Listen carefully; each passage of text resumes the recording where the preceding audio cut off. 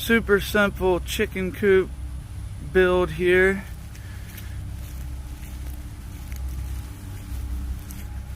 Those two open up, nesting box.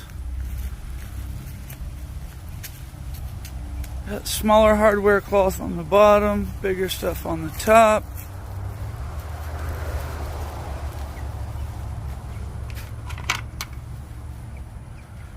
There's the girls.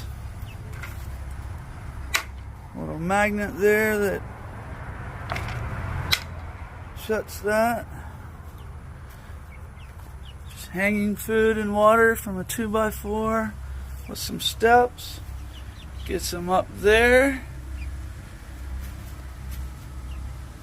Super spacious for 4 girls. And that's it.